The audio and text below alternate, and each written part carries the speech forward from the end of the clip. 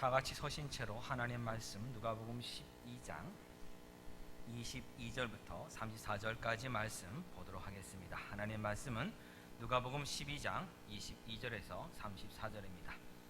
또 제자들에게 이르시되 그러므로 내가 너희에게 이르노니 너희 목숨을 위하여 무엇을 먹을까 몸을 위하여 무엇을 입을까 염려하지 말라.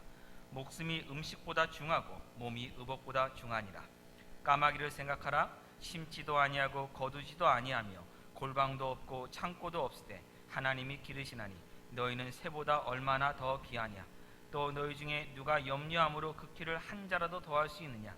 그런즉 가장 작은 일도 하지 못하면서 어찌 다른 일들을 염려하느냐. 백합화를 생각하여 보라. 실도 만들지 않고 짜지도 아니하느니라. 그러나 내가 너희에게 말하노니 솔로몬의 모든 영광으로도 입은 것이 이 꽃 하나만큼 훌륭하지 못하였느니라. 오늘 있다가 내일 아궁이에 던져지는 들풀도 하나님이 이렇게 입히시거든 하물며 너희일까 보냐. 믿음이 작은 자들아, 너희는 무엇을 먹을까 무엇을 마실까요 구하지 말며 근심하지도 말라. 이 모든 것은 세상 백성들이 구하는 것이라. 너희 아버지께서는 이런 것이 너희에게 있어야 할 것을 아시느니라. 다만 너희는 그의 나라를 구하라. 그러면 이런 것들을 너희에게 더하시리라. 적은 무리여 무서워 말라. 너희 아버지께서 그 나라를 너희에게 주시기를 기뻐하시느니라. 너희 소유를 팔아 구제하여 낡아지지 아니하는 배낭을 만들라. 곧 하늘에 둔 바 다함이 없는 보물이니 거기는 도둑도 가까이 하는 일이 없고 좀도 먹는 일이 없느니라. 너희 보물이 있는 곳에는 너희 마음도 있으리라. 아멘. 착석해 주시기 바랍니다. 하나님은 우리에게 맹목적인 신앙을 요구하지 않습니다. 하나님이 사랑이시기 때문입니다. 사랑은 자기 인격을 손상시키지 않으면서 자기 인격을 지키면서 상대방의 인격을 존중하는 것이 진정한 사랑입니다. 우리가 이것을 좀 생각해 볼 것이 있습니다. 무엇인가 하면 엘리야 선지자가 갈멜산에서 바알 신을 섬기는 제사장들과 일종의 그 결투를 벌입니다. 하늘에서 불이 내려와서 누가 참 신인가 하나님인가에 대한 것을 밝히자라고 하는 그 과정을 겪는데, 그때 바알 신을 섬기는 제사장들이 하늘에서 불이 내려오지 않으니까 한 일이 무엇이었습니까? 자기 몸을 자해해서 피를 흘리면서까지 지금 그들의 신인 바알에게 불을 내려달라고 간구하는 모습이었습니다. 그들은 뭐냐면 자기들이 가지고 있는 최고의 정성을 뭐라고 생각했냐면 자기 몸을 자해해서 피를 흘리는 것을 자기가 내어놓을 수 있는 최고의 정성이라고 여겼고, 그런 자기들의 정성에 그들이 믿는 신인 바알이 감동해서 그들의 소원을 들어준다, 이해해준다 라고 그들은 믿고 있었기 때문입니다. 그러나 하나님을 항상 이해하는 것이 무엇입니까? 하나님 앞에 예배할 때 우상신을 섬기는 것처럼 자기를 자해한다거나 또는 자기 자식을 바친다고 같은 그런 것들을 하나님은 매우 경멸하신다고 분명히 말씀하여 주셨습니다. 최고의 계명이 무엇입니까? 하나님을 사랑하는 것입니다. 둘째 되는 계명은 무엇입니까? 자기 자신을 사랑하는 것 같이 이웃을 사랑하는 것이 두 번째 계명입니다. 결국은 사랑입니다.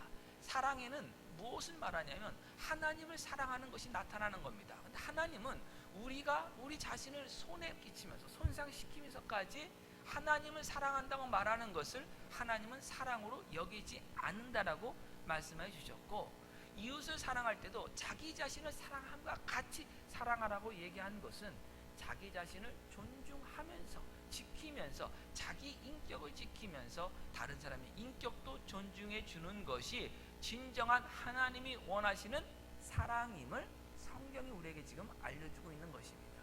그런데 우리 주변을 보면은 가까운 주변의 친구들이나 누굴 보면은 꼭 듣는 이야기가 있습니다. 어떤 사람이 결혼을 했는데 결혼한 이유를 보니까 상대방이 당신이 나를 결혼하지 않으면 여기서 죽겠다고 하는 그 자해 공갈 때문에 결혼한다는 그런 사람들을 꼭 한두 번씩은 주변에 만나게 됩니다. 여러분, 그거는 성경이 말하는 사랑이 아닙니다. 그것은 사실은 병에 가까운 겁니다. 오히려 멀리해야 될 모습입니다. 근데 우리는요, 그것을 진정한 사랑이라고 착각하면서 살 때가 너무나도 많이 있습니다.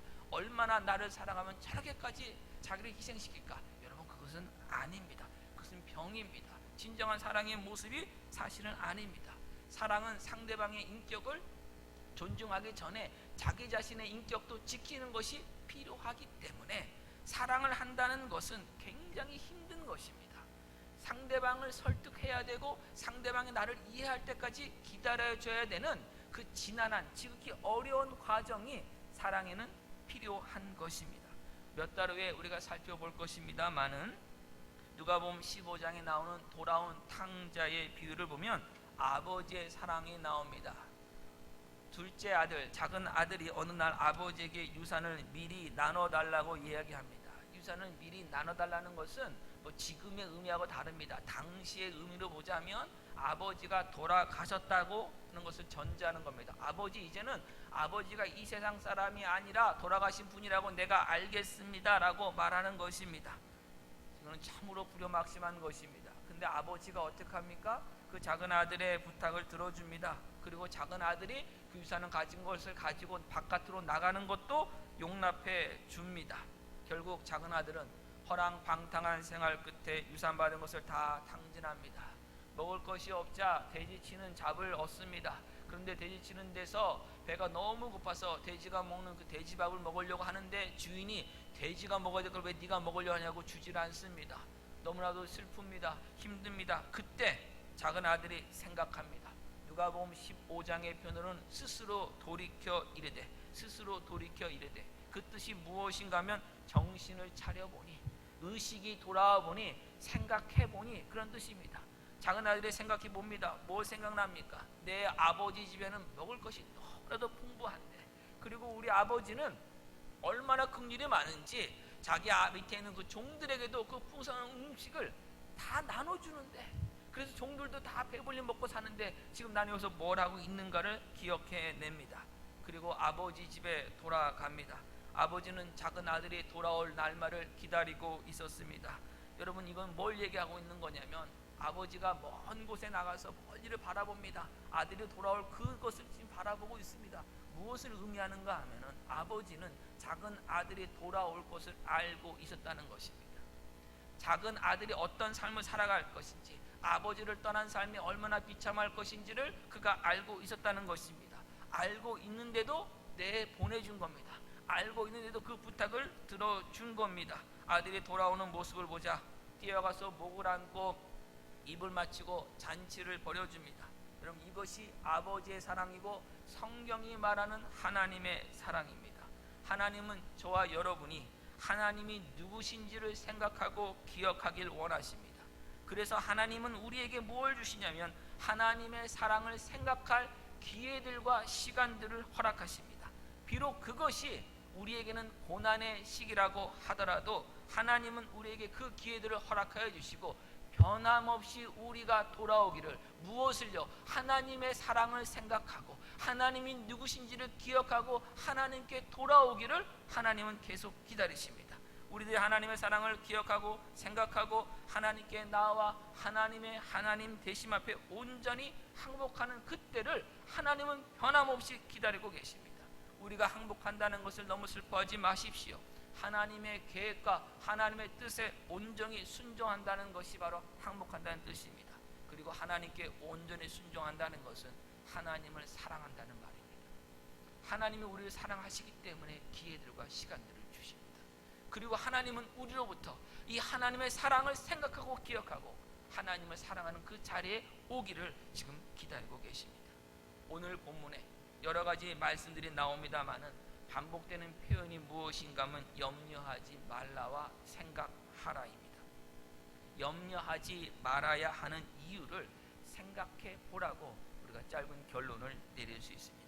생각하지 않기 때문에 헛된 염려를 하고 있다는 말이기도 합니다.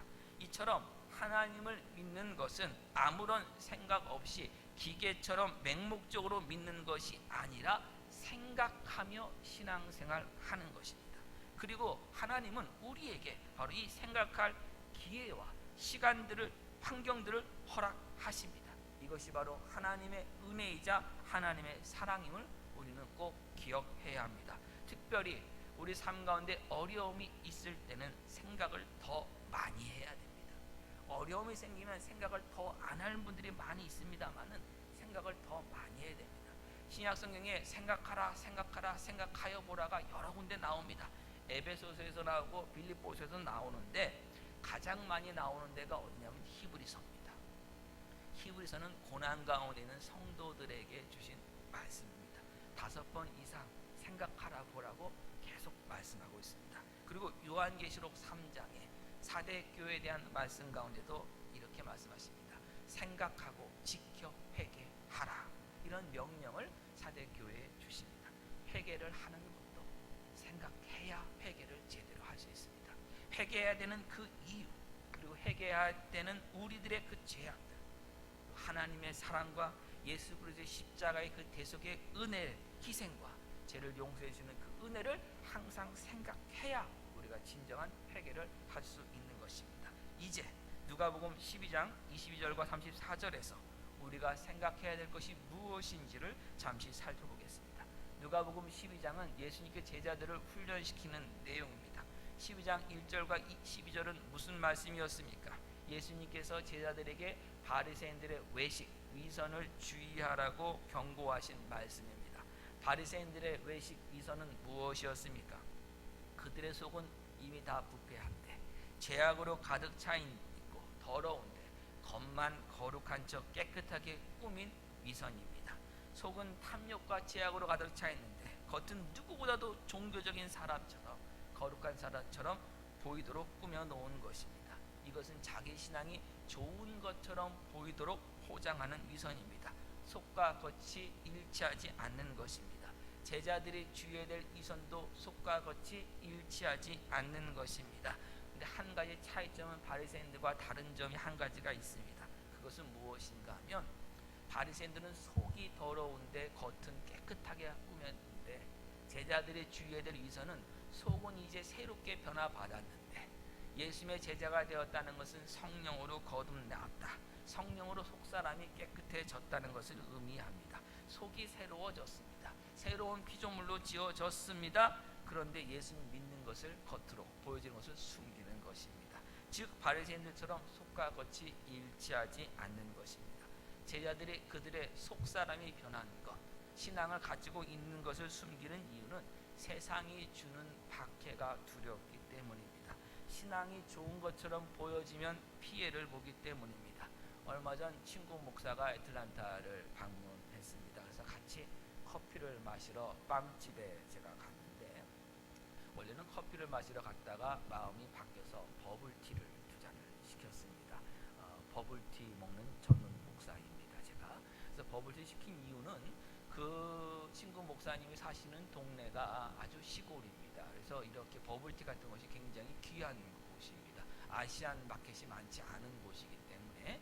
그래서 버블티를 보고 2잔을 시켰습니다. 시켜서 이제 카드를 긁었기 때문에 영수증을 줄 때 사인을 딱 하는데, 사인을 하는 순간에 좀 이상한 걸 하나 발견했습니다. 뭘 발견했냐면 버블티 한 잔 가격, 그것도 텍스를 빼고 뒤에 그 메뉴판에 붙어있는 그 가격, 한 잔 가격만 결제가 된 것입니다. 그래서 일단 사인을 해놓고 나서 또 뭘 주는가 했는데 그냥 안 주고 기다리라는 거예요. 그때 어떤 마음이 들겠습니까? 할렐루야, 하나님 감사합니다. 이게 딱 나와야 정상인데 고민이 순간적으로 되는 것입니다. 하나님 감사합니다 하고서는 저쪽 가야 되는 문제인가, 아니면은 이것이 뭐가 잘못된 것이 아닌가를 얘기해야 되는 것인가, 순간 고민이 됐습니다. 근데 사실은 이미 고민할 필요가 없는 겁니다. 하나님 감사합니다, 할렐루야, 하나님 찬양합니다. 하나님이 나왔으면 그때 제가 해야 될 일은 뭡니까? 정직해야 되는 거죠. 아닌가요, 여러분? 그렇죠. 그럼 고민할 필요가 없는데 이 사람이 이상한 거예요, 그 순간에. 그래서 딱 고민을 딱 하다가 결심을 하고서는 얘기를 했습니다. 뭐가 좀 이상한 것 같아요, 계산이 뭐가 좀 잘못된 것 같아요. 이제 2잔을 시켰는데 이거밖에는 안 됐네요 라고 갑자기 양심에 화신이 돼갖고 제가 이렇게 이야기를 했습니다. 아니라 다를까 어머 착오가 있었네요 하면서 그 다음 한 장을 더 끊어줬는데 융통성이 또 제로인 거예요. 그때 제가 또 순간 또 후회를 했어요. 왜 그런가 하면은 앞에 제가 한 잔 할 때 메뉴판 가격만 이렇게 하나 했다고 그랬잖아요. 한 잔을 어떻게 보면 한 잔에다가 세금을 붙이고 그 앞에 있었던 그 세금과 또 붙인 거예요. 뭐 이해 가세요? 무슨 말인지? 그래가지고 이게 두 번째 게 훨씬 더 가격이 많이 나왔어요. 근데 어떻게 보면 제가 원래 내야 될 돈인데도 순간적으로 또 드는 생각은 뭡니까? 이런 융통성 제로인 사람, 이런 생각이 또 순간적으로 들면서도 그 영중을 다시 갖고서는 저 자리에 앉을 때 마음 한쪽에서는 또 편안함이 몰려왔습니다. 솔직히 제가 목사가 아니었으면 그때 그랬을 겁니까? 내 실수인가? 저 사람의 잘못이지 하고 넘어갔을 겁니다. 목사이다 보니 남들보다 좀 착하게 살려고 노력하고 있습니다. 하나님께 감사한 것이 저를 목사로 만들어 주신 겁니다. 자, 제가 질문 드려볼게요. 왜 그런지. 여러분 커피 2잔 시켜놓고 카드 긁으면은 그 카드 긁은 거 제대로 긁었는지 제대로 찍었는지 여러분 검사하시면서 사인하십니까? 아니면 그냥 사인하십니까?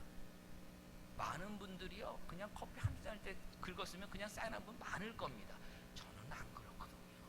저는 꼼꼼히 그 센트까지 다 체크하는 사람이거든요. 이런 사람이었으니까요 이익이 났을 때 얼마나 그거를 붙들겠어요. 얼마나 이익적으로 살 수 있겠습니까? 저는 그런 사람입니다. 그런데 하나님이 그걸 하지 못하도록 만들어 주셨어요. 왜요? 목사가 되었기 때문에. 혹시나 제가 다음에 그 빵집에 갔는데 그 사람이 늦게라도 발견한 겁니다. 내가 실수했구나. 어떡하지? 했는데 저 사람 왜 얘기도 안 하고 있지? 나는 어떡하지? 내가 물어내야 되나? 종업원이 그러고 있는데 제가 다음에 빵집 갔으면 저 사람 그때 그 사람인데 옆에서 목사님 이렇게 할까봐 그 날을 생각하면서 제가 못한 것입니다. 여러분들도 아마 비슷할 것입니다. 여러분들이 그리스도인 것을 누군가 알 때 솔직히 불편해지지 않습니까? 손해를 봐야 할 때가 더 많지 않습니까? 호환, 마마보다 더 무서운 것이 뭡니까 여러분? 예수 믿는다는 사람들이 왜 그래? 예수 믿는다는 사람들이 도대체 왜 그런 일을 하고 있는 거야? 이런 말 듣는 거 여러분 두렵지 않습니까? 저는 두렵습니다. 호환마보다 더 두려운 게 사실 그겁니다. 메르스가 아무것도 아닙니다. 예수 믿는 사람이 목사가 왜 저래 이런 소리 들을까봐 사실 두렵습니다. 그 이야기를 지금 하고 있는 것입니다. 제자들은요 이것보다 더한 겁니다. 당장 그들은 채찍에 맞을 운명에 처해져 있습니다. 당장 그들은 순교를 당해야 되는 그런 지경에 있는 사람들입니다. 박해를 당할 때 자기 신앙을 숨기고 있으면 박해 안 당할 수 있습니다.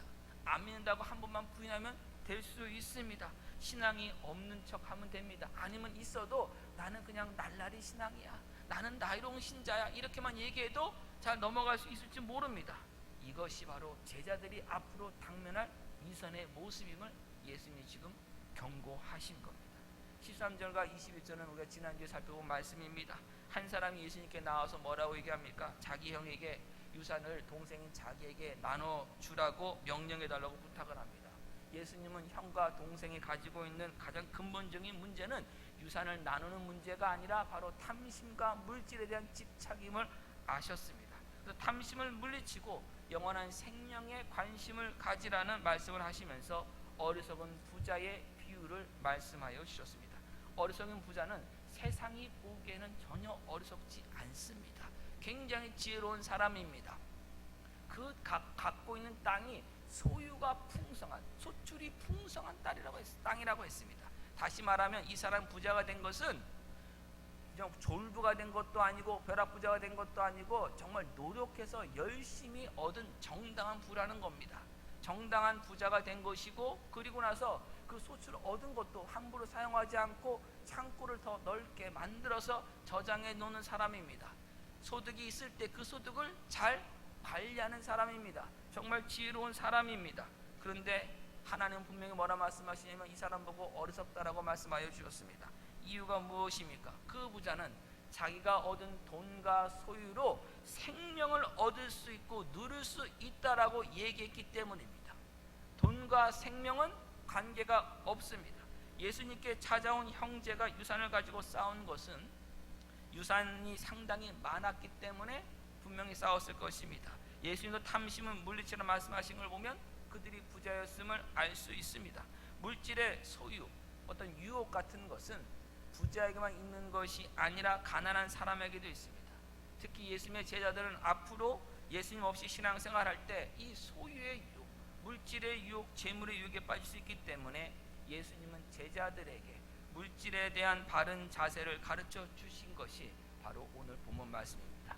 22절 말씀 보면 너희 목숨을 위하여 무엇을 먹을까, 몸을 위하여 무엇을 입을까 염려하지 말라라고 말씀하셨습니다. 여기서 목숨이라는 말을 헬라어 원문 성경으로 찾아보면 19절에 어리석은 부자가 말한 내 영혼아, 내 영혼을 위해서 하는 그 영혼이란 단어와 동일한 단어입니다. 즉 어리석은 부자의 이야기와 22절 이하의 말씀이 서로 연결된다는 뜻입니다. 그리고 몸이라는 단어도 그냥 우리 육체적 몸만을 의미하는 것이 아니라 전 인격, 사람이 가지고 있는 전 인격체를 지금 다 말하고 있는 것입니다. 왜 목숨을 위하여 무엇을 먹을까 염려하지 말아야 합니까? 사람의 영원한 생명은 육신이 무엇을 먹느냐에 달려있지 않기 때문입니다. 어리석은 부자가 왜 어리석다고 하나님께 판정받았습니까? 그가 자기가 얻은 그 소유로 쌓아놓은 재물로 몇 년 동안 즐길 수 있다고, 자기 생명을 유지할 수 있다고 자랑했기 때문입니다. 아무리 물질을 가지고 있어도 생명은 살 수 없습니다. 생명의 주인은 하나님이십니다. 예수님이 사탄에게 세 가지 시험을 당하셨을 때 첫 번째 시험이 무엇이었습니까? 이 돌을 명하여 떡이 되게 하라는 시험이었습니다. 그때 예수님이 뭐라고 말씀하셨습니까? 사람이 떡으로만 살 것이 아니요 하나님의 입으로부터 나오는 모든 말씀으로 살 것이니라 하고 분명하게 말씀하셨습니다. 사람은요 밥을 먹고 떡을 먹고 삽니다. 그러나 그것은 우리 육체를 유지하는 것 이상은 하지 못합니다. 우리의 영혼의 생명은 우리 육신이 먹는 밥과 떡과 빵과는 아무런 상관이 없습니다.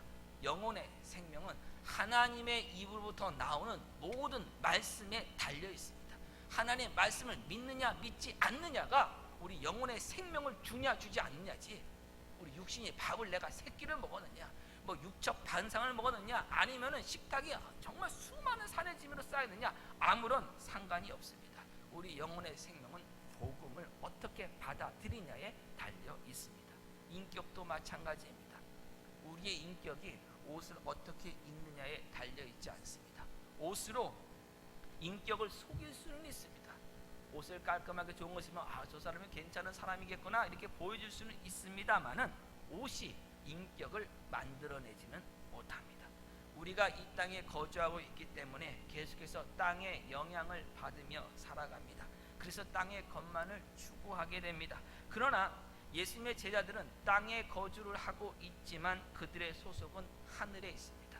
하나님께서 보내신 예수 그리스도를 구세주로 영접한 사람들의 영적인 소속도 하늘에 있습니다.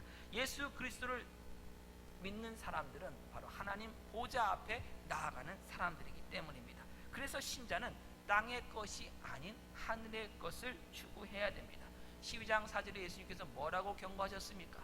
몸을 죽이고 그 외에는 능히 더 하지 못하는 자들을 두려워하지 말고 죽인 후에 곧 그 후에 또한 지옥에 던져넣는 권세 있는 그를 두려워해야 된다고 분명히 말씀했습니다. 하나님을 두려워하면 세상을 두려워하지 않습니다.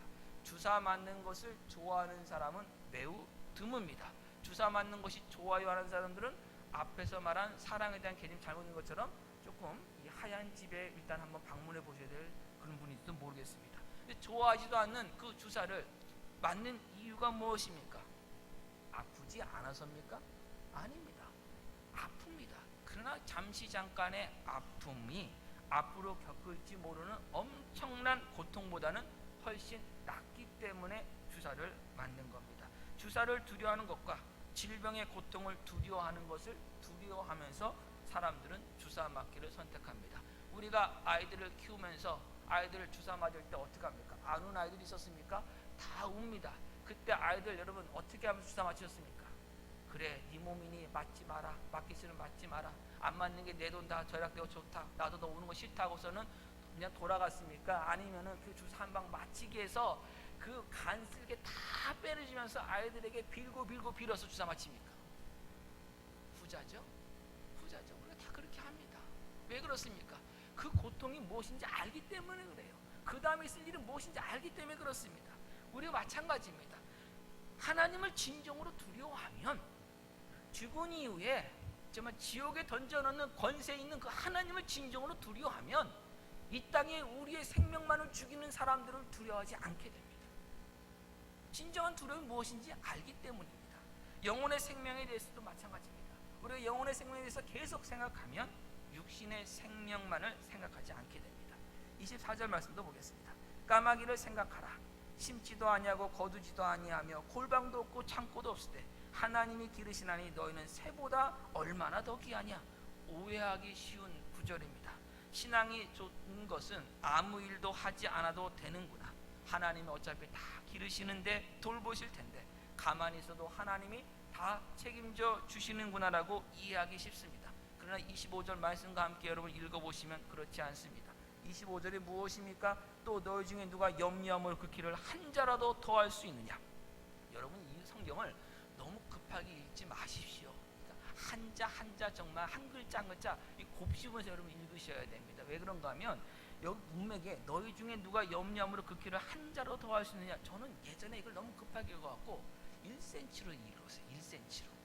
기도하면 염려하면 1cm로 이 정도밖에 내가 안 읽었어요. 한자가 얼마냐? 성경이 말하는 한자는 45cm입니다. 염려에서 45cm 크면은 염려해야죠. 해야죠. 이거는 기도 100일 기도에서 45cm만 큰다면 해야 됩니다. 제가 이 45cm만 컸으면 여기 있었겠습니까? NBA 가서 농구를 했던지 뭔가 인생이 바뀌었겠죠. 그죠? 엄청난 겁니다. 이거 뭘 지금 얘기하는 거냐면 불가능하다는 거예요.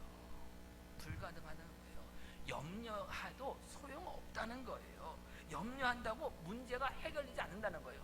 그런데 사람들이 얼마나 지금 안타까운 게 뭔지 아십니까? 우리가 하고 있는 염려의 대부분은 염려해도 문제가 해결되지 않는 것을 염려한답니다. 동의하십니까? 여러분이 염려 지금 있으십니까? 염려하고 있는 거 그냥 염려하면은 그 문제가 자동적으로 해결됩니까? 아니면 염려해도 그 문제는 그대로 남아 있습니까? 대부분 그대로 남아 있습니다. 어떤 분들은 이걸 그래서 키로 해석하지 않고 오늘 성경에도요, 우리 그 한글 성경에도 각주로 이렇게 돼 있어요. 혹 목숨을 1시간으로 연장할 수 있느냐라고 생명에 대해서 이렇게 쓴 것도 있어요. 같은 얘기입니다. 염려한다고 생명이 1시간 더 연장되지 않습니다. 할 수 없다는 거예요. 염려가 만들어낼 수 있는 것이 없다는 겁니다. 그러면 결국 뭡니까? 24절에서 까마귀가 왜 이렇게 심지도 기르지도 않죠? 왜 염려하지 않죠? 할 수 있는 게 없기 때문입니다. 그럼 까마귀는 어떻게 삽니까? 하나님의 은혜로만 삽니다. 하나님이 은혜를 베푸시며 사는 겁니다. 우리 영혼의 생명도 마찬가지입니다. 우리가 돈을 얼마나 모았느냐, 창고를 지었느냐, 또 세상에서 어떤 일을 했느냐, 세상에서 많은 사람들을 도와주었느냐 같은 그런 것에 있지 않고 우리 영혼의 생명은 오직 하나님의 은혜에 달려 있습니다. 하나님만이 생명의 주인이시기 때문입니다. 일하지 않아도 얼마든지 하나님 맨날 먹으신다는 그런 뜻 절대 아닙니다. 제가 신학교를 다닐 때 학비를 벌기 위해서 하루에 4시간씩 밤에 학교 건물 청소를 해야 했습니다. 저를 비롯한 많은 신학생들이 했는데 어떤 전사님 한 분이 본인은 일을 하지 않을 거라고 말씀하시면서 하나님이 부르신 종인 게 확실해서 신학교 왔으니 하나님이 부르신 종이면 하나님이 책임져 주실 것이기 때문에 먹고 있는 것에 염려하지 않는다라고 이렇게 말씀하시며 그래서 일을 하지 않는다, 공부만 할 것이다, 이런 이야기를 해 주셨습니다. 본인이 그렇게 생각해도 말을 하지 않으면 좋은데 사람이 그렇지가 않아요. 그렇게 얘기를 해서 꼭 이 염장을 긁어놓는 사람들이 꼭 있어요. 근데 그 이야기를 듣고 나서 제가 굉장한 죄책감을 들었습니다. 죄책감이 들었습니다. 이유가 뭔가 하면 나는 왜 저런 믿음이 없는 거지? 나도 신학교에 부름받고 온 게 분명한데 왜 나는 저런 믿음이 없는 거지라는 그런 생각이 순간 들었습니다. 근데 더 황당한 게 뭔지 아십니까? 그런 생각이 들었으면 믿음의 결단을 해야 되는데 그날 저녁에 다시 청소를 하러 갔습니다. 그리고 졸업할 때까지 건물 청소를 계속 했습니다.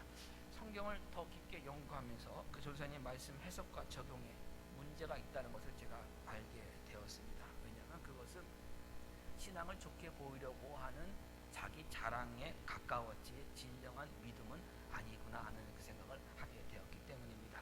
그런데도 신기한 건 뭐냐면 그분은 정말로 졸업할 때까지 일을 하지 않으셨습니다. 엘리야에게 먹을 걸 갖다 줬던 까마귀처럼, 우리가 방금 전에 그었던 누가복음 12장 2절에 나오는 까마귀처럼 심지도 않았는데 하나님의 공급하심을 졸업할 때까지 그분은 경험을 했다는 사실입니다. 저는 이런 모습 보면서 정말 하나님의 은혜에 대해서 감탄합니다. 하나님의 은혜라고밖에 설명할 수 없습니다. 사람에게 어떤 자격이 주신 것이 아니라 하나님이 그냥 긍휼히 여겨서 주신 거예요. 그렇다고 여러분 나도 그분처럼 그런 믿음 보이겠다고 하지 마십시오. 제가 그 이유를 말씀드리겠습니다. 데살로니가 전서 4장으로 가보겠습니다.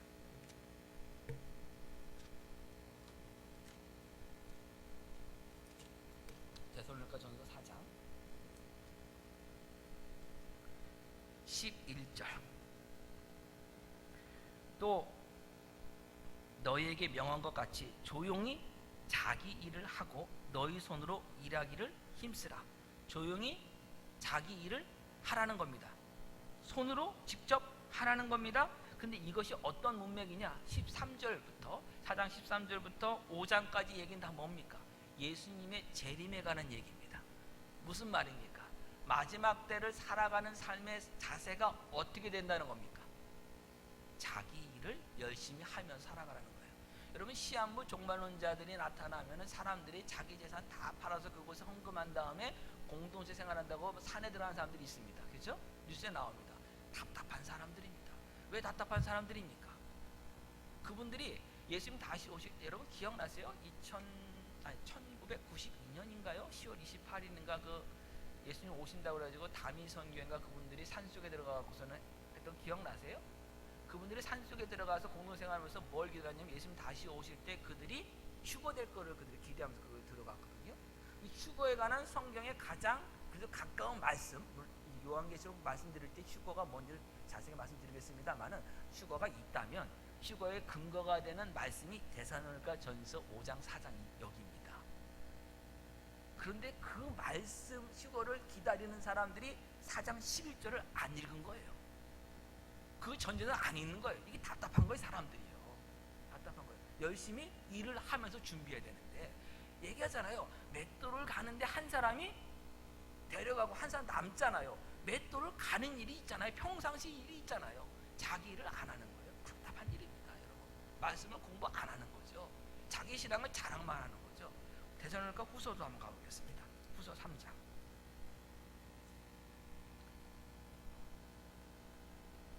6절. 형제들아 우리 주 예수 그리스도의 이름으로 너희를 명하노니 게으르게 행하고 우리에게서 받은 전통대로 행하지 아니하는 모든 형제에게서 떠나라. 10절. 우리가 너희와 함께 있을 때에도 너희에게 명하기를 누구든지 일하기 싫어하거든 먹지도 말게 하라 하였더니 우리가 들은즉 너희 가운데 게으르게 행하여 도무지 일하지 아니하고 일을 만들기만 하는 자도 있다 하니 이런 자들에게 우리가 명하고 주 예수 그리스도 안에서 권하기를 조용히 일하여 자기 양식을 먹으라 하노라. 그러면 우리의 삶, 신앙생활, 하나님을 믿는 예수님을 믿는 신앙생활은 열심히 조용히 자기 일 하는 사람이죠. 맞습니까 여러분? 하나님이 다 돌보실 건데 뭐 까마귀처럼 돌보실 건데 일하지 않아도 된다. 성경은 그렇지 않습니다. 오늘 이 3장 10절에 보면은 학창시절에 이 운동권 가요, 노동운동 가요 중에 무노동 무임금이라는 그런 노래가 있었습니다. 들어보신 분 있으십니까? 90년대 초반에 나온 건데 우리 성도님들은 안 들어보신 표정들이 많이 있는데 가사가 이렇습니다. 일하지 않는 자여 먹지도 말라. 자본가여 먹지도 말라. 무노동 무임금 노동자 탄압 종파업으로 맞서리라. 뭐 이런 아주 단호한 얘기 하는 겁니다.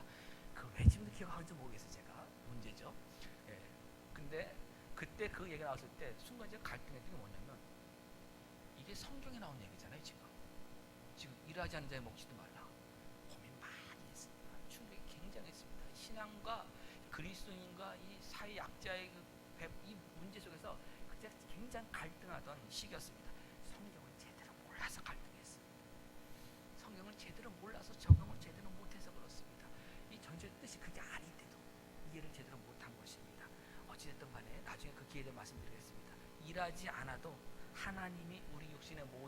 책임져 주신다는 뜻은 절대 아니라는 것만은 여러분 기억하십시오.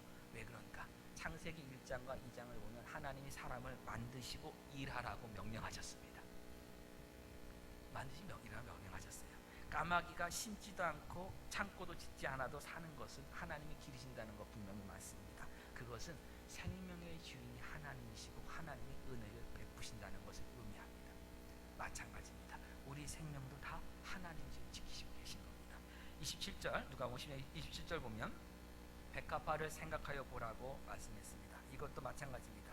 하나님이 은혜의 하나님이시고 생명의 주님이심을 말씀합니다. 그러면서 28절에 제가 참 좋아하는 표현이 나옵니다. 하물며 너희일까 보냐 믿음이 작은 자들아.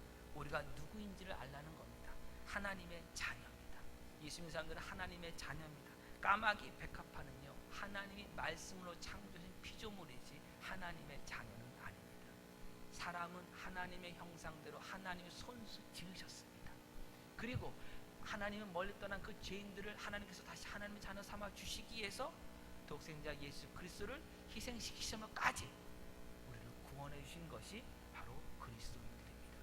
하나님의 은혜의 산물이 바로 저와 여러분입니다. 예수 믿는 사람들입니다. 예수님의 제자된 복은 상상할 수 없이 큰 것입니다.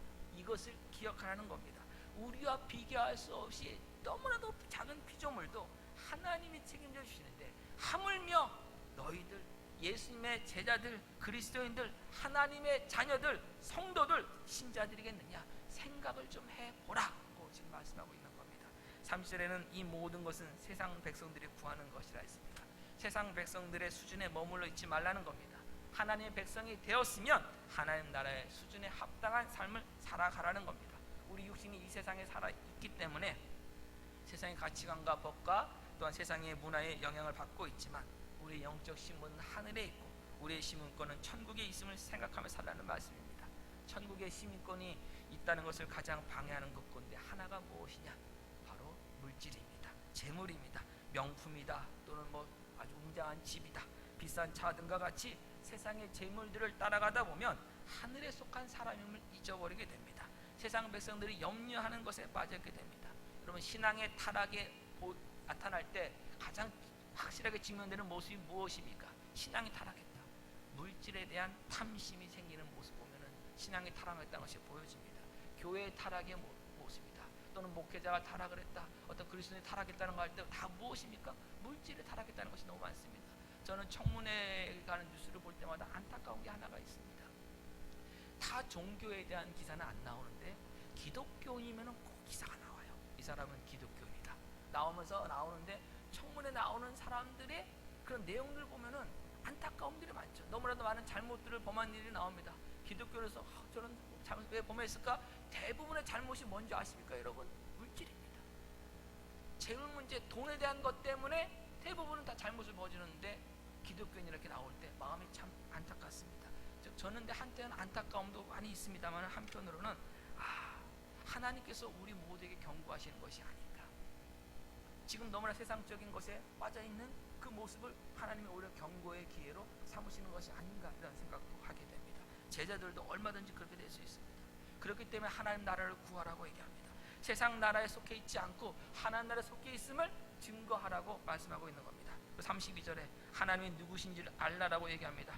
너희 적은 무리여라고 합니다. 무리라는 말은 양무리를 뜻하는 단어입니다. 사람의 무리를 의미하는 단어가 아니라 양무리를 뜻하는 겁니다. 다시 말하면 하나님은 목자시라는 말씀입니다. 하나님은 양을 지키시는 목자처럼 우리를 돌보시는 분이시다. 또한 하나님 보고 너희 아버지라고 합니다. 하나님은 아버지십니다. 자녀를 사랑하는 부모의 마음으로 우리를 돌보시는 분이 바로 하나님이심을 말씀하고 있습니다. 또 하나님은 하나님 나라 주시기를 기뻐하신다 했습니다. 하나님 나라를 주신다. 나라를 쏘고 계시다. 하나님이 왕이시다는 겁니다. 왕이신 하나님께서 모든 것을 다스리고 계시고 또한 가장 좋은 것 하나님과 그 나라를 주시기를 기뻐하십니다.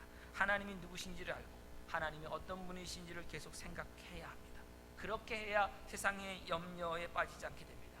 세상 백성들이 하는 그 염려에 우리가 빠지지 않게 됩니다. 염려하는 것은 결국 하나님이 누구신지를 생각하지 않는 것입니다. 마지막으로 33절과 34절을 보면 예수님의 제자들에게 예수님이 말씀하신 것이 무엇입니까? 넉넉한 마음을 가지라는 겁니다. 물질에 대한 집착을 버리고 자신보다 더 어려운 사람들을 향한 긍휼히 여기는 마음이 필요하다고 말씀하셨습니다. 만약 이것을 문자 그대로 소유를 다 팔라고 하는 것으로 이해해서 소유를 팔아서는 안 됩니다. 그러면 더 가난해져서 다른 사람에게 피해를 주게 됩니다. 신세를 져야 됩니다. 소유를 팔라고 한 것은 필요 이상의 것을 가지려고 노력하지 말라라는 뜻입니다. 그리고 중요한 것이 바로 무엇인가 하면 우리 보물이 있는 곳에 너희 마음도 있다. 우리의 마음도 있다는 말씀입니다. 33절에 뭐라 말씀했습니까? 하늘에 있는 보물을 얘기했습니다. 근데 사람들은요, 땅에 있는 보물, 재물에만 신경을 씁니다. 하나님 말씀하시는 겁니다. 우리들의 마음이 지금 하늘에 있는가 아니면 이 땅에 있는가, 그것을 점검하라고 말씀하신 겁니다. 예수님의 제자는 어떤 사람들입니까? 그들의 마음이 하늘에 있는 사람들이 예수님의 제자입니다. 그리고 그 마음속 생각이 하나님을 생각할 수 있는 사람들이 바로 예수님의 제자입니다. 잠깐 길어야 100년 정도로 끝나는 이 땅이 아니라 며칠 전 뉴스에 따르면 미국 영부진이 150살까지 살 수 있는 길이 발견됐다, 이런 뉴스가 나왔습니다. 저는 기쁘다고 생각을 했는데 성경 공부 시간에 그 얘기를 일부 말씀을 들은 분들이 기쁜 일이 아니라고, 그때까지 지금 살기 힘든데 그때까지 죽을 힘든 모습으로 더 사는 게 더 힘들 것 같다고 이렇게 말씀을 하셔서 그럴 수 있겠구나. 근데 막상 이 생명의 단계가 되면은 과연 그럴 것인가는 모르겠습니다만 그렇게 말씀을 해주셨습니다. 어쨌든 간에 얼마 남지 않은 삶입니다. 그러나 우리 하나님은 영원하신 하나님이십니다. 영원한 하나님 나라에 마음이 있는 사람, 짧은 이 땅의 삶이 아니라 영원하신 하나님, 생명의 하나님, 왕이신 하나님, 목자이신 하나님, 사랑의 하나님, 우리에게 가장 종을 주면서 기뻐하시는 그 하나님을 생각하는 것, 생각할 수 있는 사람이 바로 예수님의 제자들 그리스도입니다. 이것은 이 세상 백성들은 생각하고 싶어도 생각할 수 없는 것입니다. 그들은 하나님을 향해 죽어있기 때문입니다. 그렇기에 우리 모두에게 주어진 이 엄청난 하나님의 자녀된 복, 예수님의 제자된 복과 풍성한 은혜를 늘 생각하며 신앙생활 해야 합니다. 이것을 잊어버리면 세상 백성이 하는 그 염려에 빠지게 됩니다. 여러분은 우리만이 할 수 있는, 그리스도인만이 할 수 있는 하나님 나라의 그 백성된 풍성한 은혜와 복, 그거를 생각하시며 지금 있는 삶의 현장에서 하나님 나라를 구하시는 믿음의 삶 살아가시길 주님의 이름으로 부탁드립니다. 기도하겠습니다. 하나님, 죄의 노예로 살며 멸망의 길로 갈 수밖에 없는 저희들을 불쌍히 여겨주셔서 하나님의 은혜를 알게 하여 주시고 또 하나님의 뜻을 생각하며 살 수 있게 하여 주셨음에 감사를 올려드립니다. 하나님, 이 땅에 남은 우리들의 인생을 살아갈 때 하나님께서 우리에게 주신 기회와 시간들임을 알고 허랑방탕한 삶이 아니라 하나님의 영광을 위해 살아가는, 하나님 나라를 생각하는, 하나님을 생각하는 믿음의 삶 살아가는 저희 모두가 되게 하여 주셔서 저희 삶을 통해서 하나님이 누구신지가 이 땅에 증거되게 하여 주시옵소서. 예수님의 이름으로 기도합니다. 아멘. 네, 우리 이 시간에는 찬송가 64장 1절과 2절 보시면서 주님의 이름을 드리겠습니다.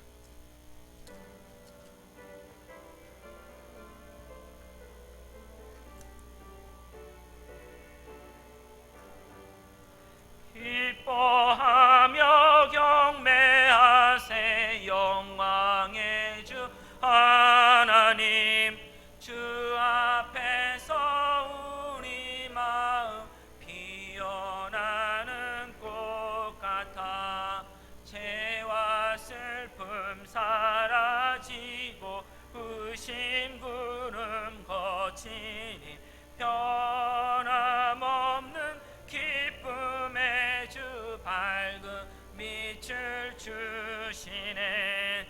땅과 하늘 만물들이 주의 솜씨 빛내고 별과 천사 노래소리 끊임없이 드높아 물과 숲과 기뻐하라. 들판이나 바다나 모든 만물 주의 사랑 기뻐 찬양하여라.